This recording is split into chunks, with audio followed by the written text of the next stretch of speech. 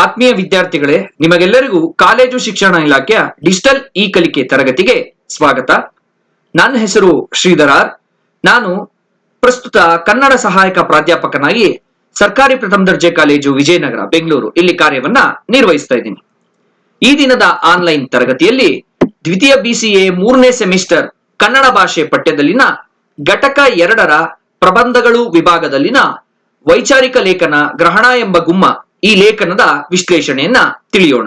ಈ ಲೇಖನವನ್ನ ರಚಿಸಿರೋರು doctor BS Shailaja ಅವರು.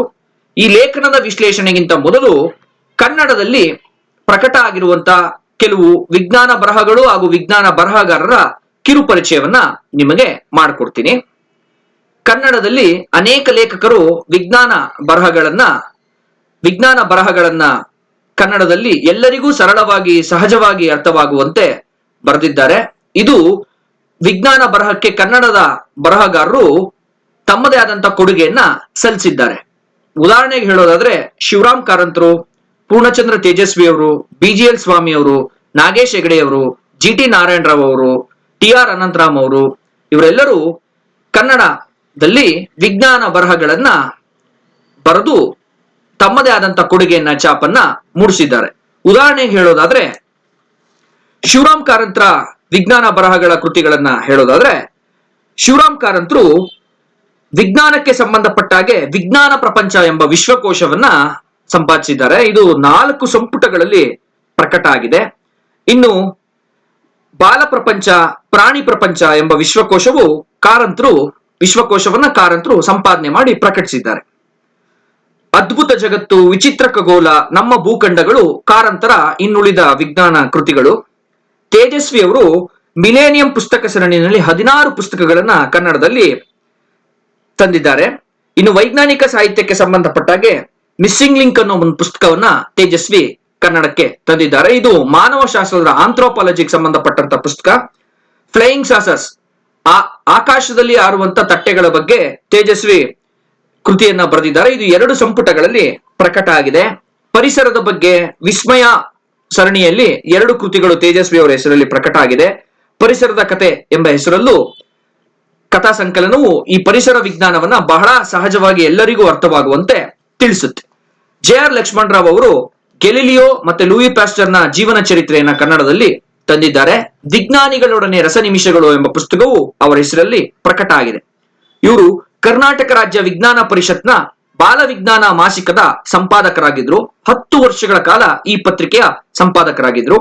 BGL ಸ್ವಾಮಿ ಅವರು ಬಾಟ್ನಿ ಬಗ್ಗೆ, ಸಸ್ಯಶಾಸ್ತ್ರದ ಬಗ್ಗೆ ಅನೇಕ ಪುಸ್ತಕಗಳನ್ನ ಬರೆದಿದ್ದಾರೆ. ಇವರು ಸಸ್ಯಶಾಸ್ತ್ರದಲ್ಲಿ ಪರಿಣಿತಿಯನ್ನ ಪಡ್ಕೊಂಡು ಅದರಲ್ಲೇನೆ ಪ್ರಾಧ್ಯಾಪಕರಾಗಿದ್ರು. ಹಸುರುವನ್ನು ಅನ್ನೋ ಒಂದು ಪುಸ್ತಕ, ಈ ಪುಸ್ತಕಕ್ಕೆ ಕೇಂದ್ರ ಸಾಹಿತ್ಯ ಅಕಾಡೆಮಿ ಪ್ರಶಸ್ತಿ ಲಭಿಸಿದೆ. ಸಾಕ್ಷಾತ್ಕಾರದ ಹಾದಿಯಲ್ಲಿ, ನಮ್ಮ ಹೊಟ್ಟೆಯಲ್ಲಿ ದಕ್ಷಿಣ ಅಮೆರಿಕ, ಫಲಶ್ರುತಿ, ಸಸ್ಯ ಪುರಾಣ, ಶಾಸನಗಳಲ್ಲಿ ಗಿಡ ಮರಗಳು, ಬೃಹದಾರಣ್ಯಕ ಇದು ಸ್ವಾಮಿಯವರ ಇನ್ನುಳಿದ ಕೃತಿಗಳು. ನೇಮಿಚಂದ್ರ ಅವರು ಮೇರಿ ಕ್ಯೂರಿ ಅವರ ಬಗ್ಗೆ ಬೆಳಕಿನ ಕಿರಣ ಮೇರಿ ಕ್ಯೂರಿ ಎಂಬ ಪುಸ್ತಕವನ್ನ ಕನ್ನಡದಲ್ಲಿ ತಂದಿದ್ದಾರೆ. TR ಅನಂತರಾಮ್ ಅವರು ವಿಜ್ಞಾನಕ್ಕೆ ಸಂಬಂಧಪಟ್ಟಂತ ಬರಹಗಳನ್ನ ಕನ್ನಡದಲ್ಲಿ ಬರೆದಿದ್ದಾರೆ. ಇನ್ನು ಪ್ರಸ್ತುತ ಈ ಗ್ರಹಣ ಎಂಬ ಗುಮ್ಮ ಈ ಲೇಖನವನ್ನ ಬರೆದಿರುವಂತ BS ಶೈಲಜಾ ಅವರ ಪರಿಚಯವನ್ನ ನಿಮಗೆ ಮಾಡ್ಕೊಡ್ತೀನಿ. ಡಾಕ್ಟರ್ BS ಶೈಲಜಾ ಅವರು ಜವಾಹರ್ಲಾಲ್ ನೆಹರು ತಾರಾಲಯದ ಶೈಕ್ಷಣಿಕ ಕಾರ್ಯಕ್ರಮಗಳ ನಿರ್ವಾಹಕರಾಗಿ ಕಾರ್ಯನಿರ್ವಹಿಸ್ತಾ ಇದ್ದಾರೆ. ಇದು ಜವಾಹರ್ಲಾಲ್ ನೆಹರು ತಾರಾಲಯ ಬೆಂಗಳೂರಿನಲ್ಲಿದೆ. ಇವರು 1991ರಲ್ಲಿ ಈ ಸಂಸ್ಥೆಗೆ ಹುದ್ದೆಗೆ ಸೇರ್ಕೊಂಡ್ರು. ಇವರ ಅನೇಕ ಕೃತಿಗಳು ವಿಜ್ಞಾನಕ್ಕೆ ಸಂಬಂಧಪಟ್ಟಾಗೆ ಅನೇಕ ಕೃತಿಗಳನ್ನು ಇವರು ಪ್ರಕಟಿಸಿದ್ದಾರೆ. ಶುಕ್ರ ಗ್ರಹದ ಸಂಕ್ರಮಣ, ಬಾನಿಗೊಂದು ಕೈಪಿಡಿಯನ್ನ ಇವರು ಸಂಪಾದಿಸಿದ್ದಾರೆ. ನವಕರ್ನಾಟಕ ಪ್ರಕಾಶನದವರು ಜ್ಞಾನ ವಿಜ್ಞಾನ ಕೋಶ ಎಂಬ ಎನ್ಸೈಕ್ಲೋಪೀಡಿಯಾದಲ್ಲಿ ಇವರು ಖಗೋಳ ವಿಜ್ಞಾನ ಭಾಗದ ರಚನೆಯನ್ನ ಮಾಡಿದ್ದಾರೆ. ಸಫಾರಿ ಎಂಬ ಲಕ್ಸುರಿ ಎಂಬ ಪ್ರವಾಸ ಕಥನವನ್ನ ಇವರು ಬರೆದಿದ್ದಾರೆ. ಇನ್ನು ಉಳಿದಂತೆ ದೂರದರ್ಶಕ, ಗ್ರಹಣ, ಸೂರ್ಯ, ಸೌರವ್ಯೂಹ, ಆಗಸದ ಅಲೆಮಾರಿಗಳು, ಬಾಲಾಂಕೃತ ಚುಕ್ಕಿ, ಧೂಮಕೇತು ಮುಂತಾದ ಕೃತಿಗಳನ್ನ ಇವರು ಕನ್ನಡದಲ್ಲಿ ರಚಿಸಿದ್ದಾರೆ. ಇವರ ಶುಕ್ರ ಗ್ರಹದ ಸಂಕ್ರಮಣಕ್ಕೆ ಈ ಪುಸ್ತಕಕ್ಕೆ ಕರ್ನಾಟಕ ಸಾಹಿತ್ಯ ಅಕಾಡೆಮಿ ಪ್ರಶಸ್ತಿ ಲಭಿಸಿದೆ. HN ದತ್ತಿನಿಧಿ ಬಹುಮಾನ ಇವರಿಗೆ ಈ ಪುಸ್ತಕಕ್ಕೆ ಲಭಿಸಿದೆ. ಆರ್ಯಭಟ್ಟ ಪ್ರಶಸ್ತಿ ಇವರಿಗೆ ಲಭಿಸಿದೆ. ಇತ್ತೀಚೆಗೆ ಮೊನ್ನೆ ತಾನೇ ಆಕಾಶದಲ್ಲಿ ಏನಿದೆ ಏಕಿದೆ ಈ ಕೃತಿಗೆ ಕರ್ನಾಟಕ ಲೇಖಕಿಯರ ಸಂಘದ 2019ನೇ ಸಾಲಿನ ಭಾಗ್ಯ ನಂಜಪ್ಪ ವಿಜ್ಞಾನ ಸಾಹಿತ್ಯ ಪ್ರಶಸ್ತಿ ಇವರಿಗೆ ಲಭಿಸಿದೆ. ಇವರು ಜವಾಹರ್ಲಾಲ್ ನೆಹರು ತಾರಾಲಯದಲ್ಲಿ ಅನೇಕ ಕಾರ್ಯಕ್ರಮಗಳನ್ನ ಆಯೋಜನೆ ಮಾಡಿದ್ದಾರೆ. ವಿಜ್ಞಾನಕ್ಕೆ ಸಂಬಂಧಪಟ್ಟಂತ ಅನೇಕ ಯೋಜನೆಗಳಲ್ಲಿ ತಮ್ಮನ್ನು ತಾವು ತೊಡಗಿಸಿಕೊಂಡಿದ್ದಾರೆ. ಪ್ರಮುಖವಾಗಿ ಗುರುತಿಸೋದಾದ್ರೆ ಆಕಾಶವಾಣಿ ಹಾಗೂ ದೂರದರ್ಶನಗಳಿಗೆ ಇವರು ವಿಜ್ಞಾನಕ್ಕೆ ಸಂಬಂಧಪಟ್ಟಂತ ಬರಹಗಳನ್ನ ಬರ್ಕೊಟ್ಟಿದ್ದಾರೆ. ಧೂಮಕೇತು ಬಗ್ಗೆ, ತಾರಾಪುಂಜಗಳ ಬಗ್ಗೆ ಸಂಶೋಧನೆ ಮಾಡಿದ್ದಾರೆ. ರಾಷ್ಟ್ರೀಯ ಅಂತಾರಾಷ್ಟ್ರೀಯ ವಿಜ್ಞಾನ ಸಮಾವೇಶಗಳಲ್ಲಿ ಇವರು ಭಾಗವಹಿಸಿದ್ದಾರೆ, ಮತ್ತೆ ಅದನ್ನ ಸಂಯೋಜನೆಯನ್ನು ಕೂಡ ಮಾಡಿದ್ದಾರೆ. ಖಗೋಳ ವಿಜ್ಞಾನಕ್ಕೆ ಸಂಬಂಧಿಸಿದ ಕಾರ್ಯಕ್ರಮಗಳಲ್ಲಿ ಇವರು ಭಾಗಿಯಾಗಿದ್ದಾರೆ. ಒಲಿಂಪಿಯಾಡ್ ಸಂಯೋಜನಾ ಸಮಿತಿಗಳ ಸದಸ್ಯರಾಗಿ ಇವರು ಕಾರ್ಯವನ್ನ ನಿರ್ವಹಿಸಿದ್ದಾರೆ. ಖಗೋಳ ವಿಜ್ಞಾನದ ಇತಿಹಾಸ ಕುರಿತು ವಿಶೇಷವಾದಂತಹ ಅಧ್ಯಯನವನ್ನ ಇವರು ನಡೆಸಿದ್ದಾರೆ.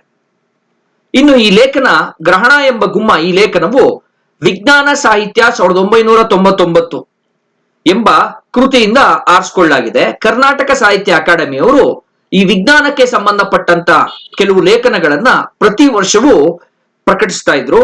1999ರಲ್ಲಿ ಪ್ರಕಟವಾದಂತ ಈ ಪುಸ್ತಕದಲ್ಲಿ ಈ ಲೇಖನ ಇದೆ. ಗ್ರಹಣ ಒಂದು ಪ್ರಾಕೃತಿಕವಾದಂತ ವಿದ್ಯಮಾನ. ಗ್ರಹಣವನ್ನು ಕುರಿತಂತೆ ಅಪಕಲ್ಪನೆಗಳು ಮತ್ತು ಮೂಢನಂಬಿಕೆಗಳೇನಿದಾವೆ ಅದನ್ನ ಈ ಲೇಖನದಲ್ಲಿ ಲೇಖಕಿ ಬಹಳ ಪರಿಣಾಮಕಾರಿಯಾಗಿ ತಿಳಿಸ್ತಾ ಹೋಗ್ತಾರೆ. ಸೂರ್ಯಗ್ರಹಣ ಒಂದು ನೈಸರ್ಗಿಕವಾದಂತ ಪ್ರಾಕೃತಿಕವಾದಂತ ವಿದ್ಯಮಾನ. ಸೂರ್ಯ ಮತ್ತೆ ಭೂಮಿಯ ನಡುವೆ ಚಂದ್ರ ಅಡ್ಡ ಬಂದಾಗ ಉಂಟಾಗುವಂತ, ಖಗೋಳದಲ್ಲಿ ಉಂಟಾಗುವಂತ ವಿದ್ಯಮಾನವೇ ಸೂರ್ಯಗ್ರಹಣ. ಈಗ ಸೂರ್ಯನನ್ನ ಬರಿಗಣ್ಣಿನಲ್ಲೇ ನೋಡಬಾರ್ದು, ಗ್ರಹಣದ ದಿವಸ ನೋಡಬಾರ್ದು ಅಂತ ಒಂದು ನಂಬಿಕೆ ಇದೆ.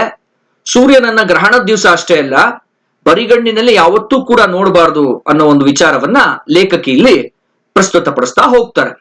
ಸೂರ್ಯನನ್ನ ಸೂರ್ಯೋದಯದ ಟೈಮಲ್ಲಿ, ಸೂರ್ಯಾಸ್ತದ ಸಮಯದಲ್ಲಿ ನೋಡಬಹುದೇ ಹೊರತು ಬರಿಗಣ್ಣಿನಲ್ಲಿ ಸೂರ್ಯನನ್ನ ನೋಡೋದು ಕಣ್ಣಿಗೆ ಹಾನಿಕಾರಕ ಎಂಬ ವಿಚಾರವನ್ನ ಇವರು ತಿಳಿಸ್ತಾರೆ.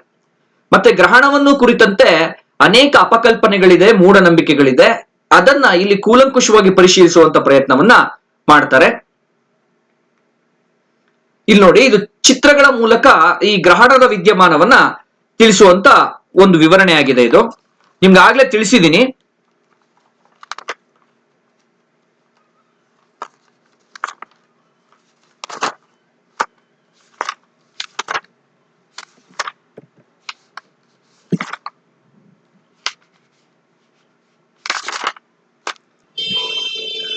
ಇದನ್ನೊಂದು ಚಿತ್ರದ ಮೂಲಕನೂ ಕೂಡ ನಾವು ತಿಳ್ಕೊಳ್ಳೋ ಪ್ರಯತ್ನ ಮಾಡಬಹುದು. ಈ ಇಮೇಜ್, ಈ ಚಿತ್ರ ಇಂಟರ್ನೆಟ್ ಇಂದ ಡೌನ್ಲೋಡ್ ಮಾಡಲಾಗಿದೆ. ಇದನ್ನ ಈ PPT ನಲ್ಲಿ ಬಳಸ್ಕೊಂಡಿದ್ದೀನಿ. ಸೂರ್ಯಗ್ರಹಣ ಅನ್ನೋದು ಸೌರಮಂಡಲದಲ್ಲಿ ನಡೆಯುವಂತ ಭೂಮಿ, ಸೂರ್ಯ, ಚಂದ್ರನನ್ನೊಳಗೊಂಡ ಒಂದು ಖಗೋಳ ಪ್ರಕ್ರಿಯೆ. ಅಮಾವಾಸ್ಯೆ ದಿವಸ ಮಾತ್ರ ಈ ಸೂರ್ಯಗ್ರಹಣ ಸಂಭವಿಸೋದಕ್ಕೆ ಸಾಧ್ಯ. ನಾನು ಹಾಗೆ ಹೇಳಿದಾಗೆ ಸೂರ್ಯ ಮತ್ತು ಭೂಮಿಯ ನಡುವೆ ಚಂದ್ರ ಬಂದಾಗ ಸೂರ್ಯಗ್ರಹಣ ಸಂಭವಿಸುತ್ತೆ. ಇದು ಬಹಳ ಸರಳವಾಗಿ ಎಲ್ಲರಿಗೂ ಅರ್ಥ ಆಗುವಂತೆ ಈ ಚಿತ್ರ ಇಲ್ಲಿ ಇದೆ. ಇಲ್ಲಿ ಸೂರ್ಯ ಮತ್ತೆ ಭೂಮಿಯ ನಡುವೆ ಚಂದ್ರ ಬಂದಾಗ ಆ ನೆರಳು ಭೂಗ್ರಹದ ಮೇಲೆ ಅದು ಪ್ರತಿಫಲಿತವಾದಾಗ ಕತ್ತಲಾದಂಗಾಗತ್ತೆ. ಅದೇ ಸೂರ್ಯಗ್ರಹಣ. ಇಲ್ಲಿ ಯಾವುದೇ ಒಂದು ದುಷ್ಟ ಗ್ರಹದ, ಕ್ಷುದ್ರ ಗ್ರಹದ, ರಾಹು ಗ್ರಹದ, ಕೇತು ಗ್ರಹದ ಯಾವ ಕಾಟವೂ ಇಲ್ಲ. ಇದನ್ನ ಸೈಂಟಿಫಿಕ್ ಆಗಿ ನಾವು, ವೈಜ್ಞಾನಿಕವಾಗಿ ನಾವು ತಿಳ್ಕೊಳ್ಬಹುದು. ಧನ್ಯವಾದಗಳು.